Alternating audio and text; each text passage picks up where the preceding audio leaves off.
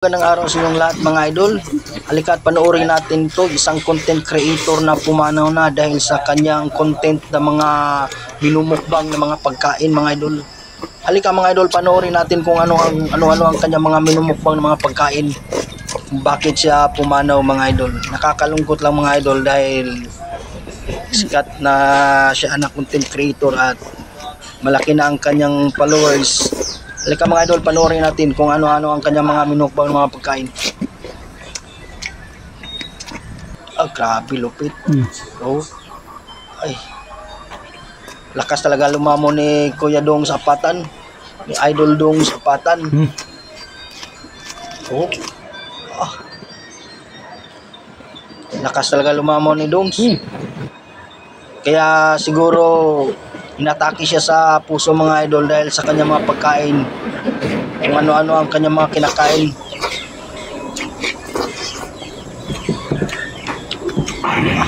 Pati ako mga idol, tulo ang aking laway mga idol.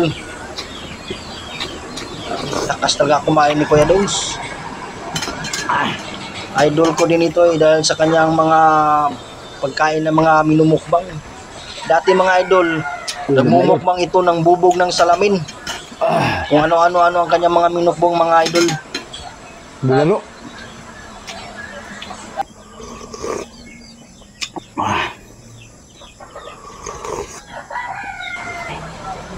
Sarap na sarap talaga siya. Sarap talaga kumain ng Idol Dong. Idol Dongs.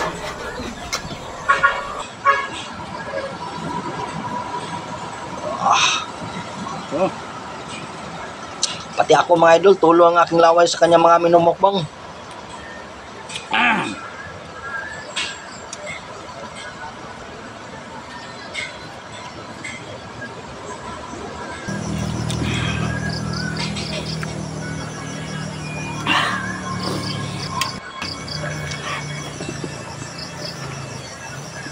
Lakas talaga kumain ni Dongs.